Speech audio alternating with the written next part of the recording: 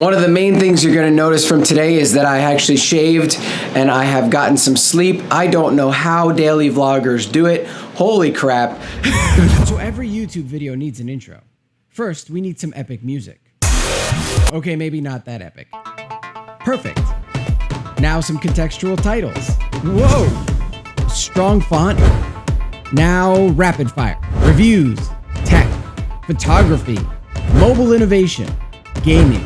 And throw in lifestyle, because, you know, it's trending, but no one really knows what it means.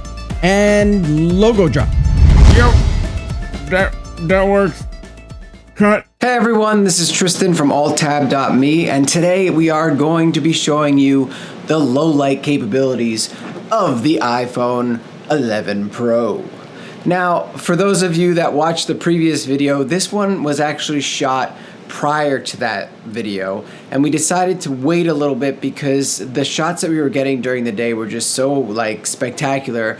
We wanted to release that video first. So some of the things that you might hear said in this are, we only had the phone for a couple of hours at this point. It was the first time we shot the phone. So just disregard some of that. I'll try to cut it out where I can, but just know that this was shot prior. This was shot on Wednesday versus the other shoot that was shot on Thursday. On this channel, we like to push these little pocket cameras to their max. Even though they're on smartphones, the idea is that we want to see how far they can go, right? And so my idea is that you should always be pushing these camera phones to the limits. And to do that, you have to apply photography 101. That means that you have to find the right locations. You have to get, the right model. And you also, every now and again, have to apply lighting. I want to see if this can handle the editing process. So you're going to see all those things applied here. This isn't just to go out around town and snap some shots and be like, oh, look, HDR, and oh, look, just nighttime and stuff like that. Oh, my kid's baseball. No, this is us trying to make a phone shoot what I would get out of the Sony A7R III. When you're shooting stills, it's very important to know that you are capturing this moment in time. So where you are, where your placement is, and what the lighting looks like is very important. So unlike a video where you're going to see the behind the scenes were actually shot on a Sony A7 III, it's very neutral, and it doesn't matter if the face doesn't pop or if everything is just one color. With photography, you kind of want to make the subject pop. So that's why we introduce lighting into it. That's why we use creative ways to use our surroundings, and just overall, we just wanted to have fun. We wanted to see how far we could push this. That's the whole point of this channel. That's always been the point of this channel, is to push mobile innovation further and further. With the new cameras coming out on these phones, wow, you can really push it there. As well, you're going to see the Pixel 3 make an appearance. We wanted to see how the Pixel 3's night mode and low light shooting could stand up against the iPhone 11 Pro, because the Pixel 3 is well known for its low light settings. The iPhone can't trigger night mode manually, it's automatic, so we don't actually use night mode in majority of these shots. What you're seeing is directly out of the camera and without night mode needed. Some of the shots with the Pixel are using the night mode because you can trigger it manually, and some aren't. There'll be text on the screen to let you know when that happens. When the Pixel 4 does come out, hopefully we can do this again. But the general idea of this was that we just wanted to go out on the new iPhone 11 Pro and really see what these three cameras are all made of. And that's the point, is to really just push this to the next level. So I hope you enjoy what we've done, and let's go check it out.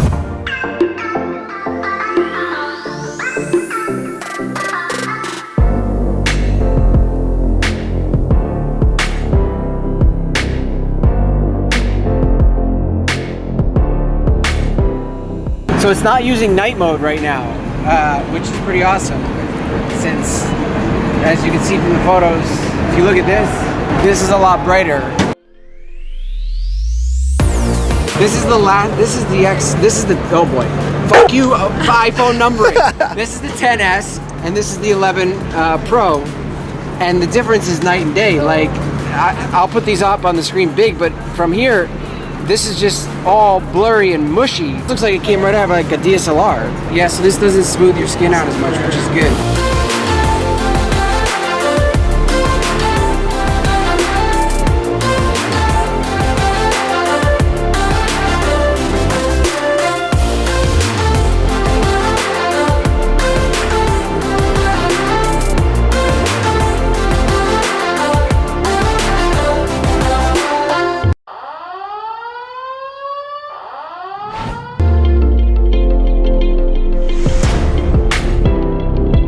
Now this is where things get interesting. The Pixel 3 with night shot and no light, the photos are fantastic.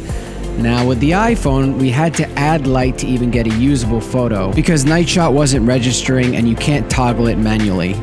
And then when we went to ultra wide, the photos begin to get really muddy because night shot isn't an option in ultra wide.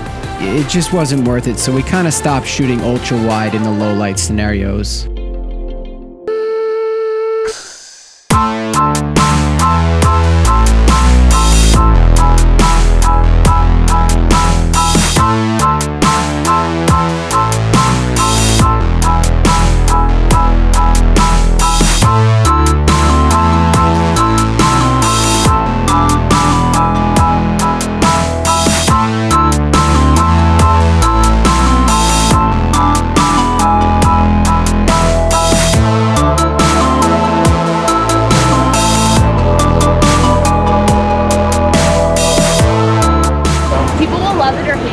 Yep.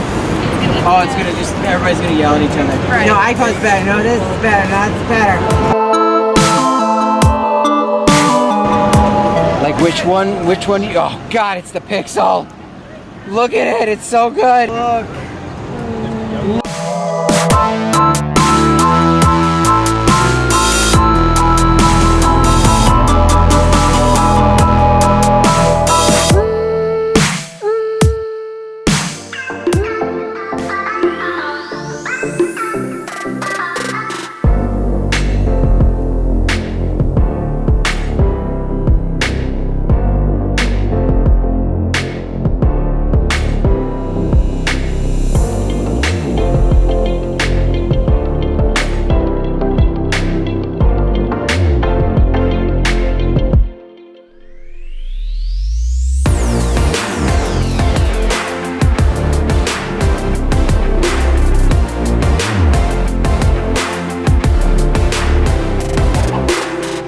So this is where you're gonna see the iPhone 11 Pro's dual camera portrait mode really come into effect.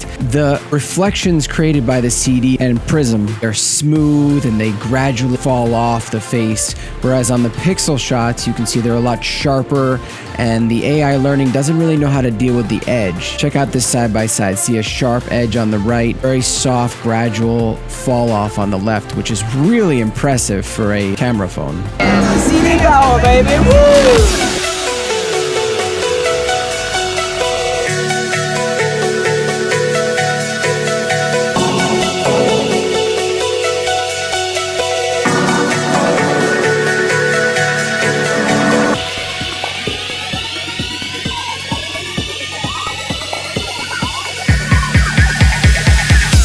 So this is where the iPhone shines. When you add an external light source, it has DSLR qualities that allow that light to really show off the subject. It's what all the settings in portrait mode mimic, except we used an actual light to do it.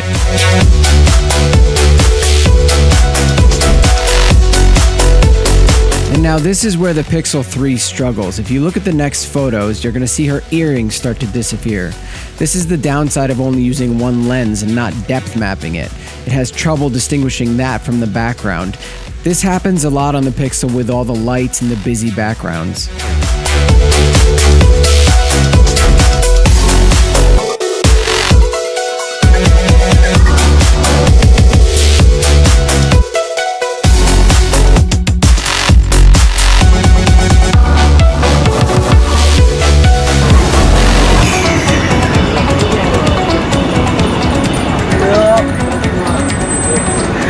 Yep, I got it, we're good. Hey! So the iPhone is doing really well in these situations. It's absolutely killing it. The phone is trying to keep the colors very true to what you see. It's not overly saturating it. It's keeping things cool where it needs to be. Remember, Times Square has a lot of flashing lights, so things change quickly. Now the Pixel, it adds a lot more contrast. It looks a little bit more shiny. There's also a lot more grain in the blacks. things are a little bit more crisp where it is in focus. But if you look at the billboards in the back of a lot of these photos, you're going to see that the focus is missed. That's where that depth mapping is really, really needed. So hopefully the Pixel 4 with the 2-lens system will resolve that. Night mode did turn on at one point, but what it's doing is it's taking a whole bunch of different pictures. So it's not like a long exposure where if there's a moving image in the background, it's going to streak it. It just kind of makes it disappear, which was kind of interesting.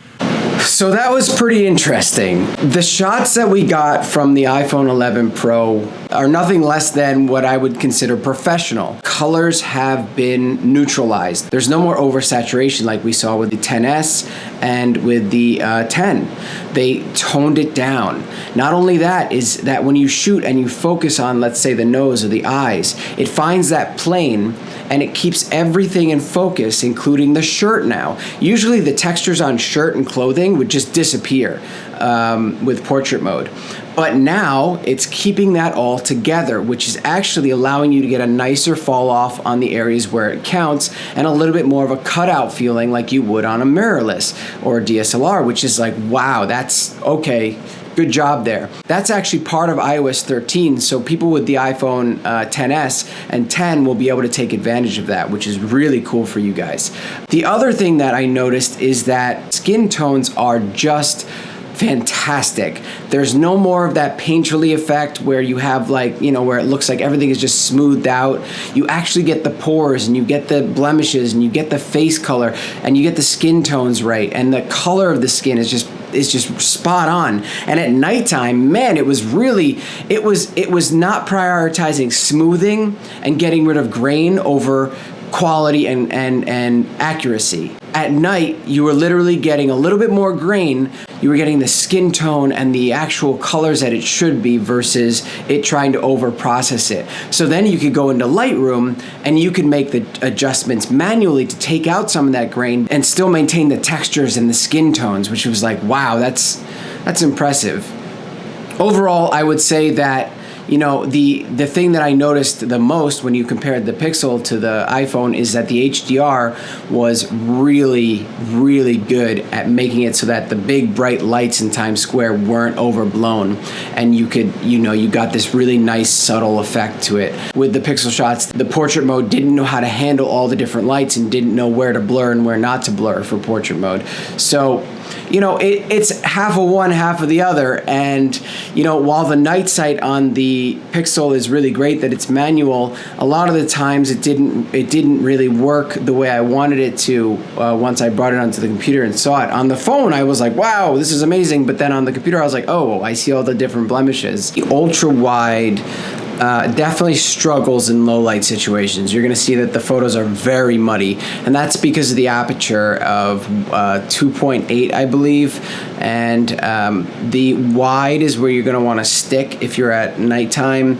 The telephoto you can pull off if you throw some lighting in there, but that ultra wide, it was really struggling in low light situations, and those low light situations were Times Square, so that's not the most low light you can get. Overall, I think that this year's iPhone 11 Pro, the cameras are a serious upgrade. This isn't gonna make me, you know, stop shooting with mirrorless or DSLRs, but by gosh, do I love the idea that I have something that can take a professional photo in my pocket when I need it, and I can't carry that camera. Or I carry both. I use them both for their strengths when they're needed. I see a lot of people that are like, oh man, is that gonna replace my DSLR? Is that, you know, I don't look at it like that. I look at this as an addition to my equipment, as an addition to my arsenal. You know, you have to use the tools that are best for your story, and that's what I've always tried to do, is find the tool that's best for my story. And so far the iPhone 11 Pro is definitely showing as one of the top tier camera phones on the market right now. From what I've seen from the small amount of time that I've had to shoot the video upgrades are also extremely huge. You've got way better stabilization. You've got HDR at 60 frames per second in 4K, and it really shows. So I can't wait to show you guys a new video that shows the video capabilities of this phone, because I think that you're really going to be blown away by that. So look for that in the future. Subscribe, you know, hit that little notification bell so you get notifications when we release that. If you liked the video, feel free to leave a like. If you didn't like it, you can always dislike it. And ask any questions in the comments below. We love talking and chatting with you about what you've just seen, about the iPhone. Are you getting it? Do you want it? Did you not get it? Did you already get it?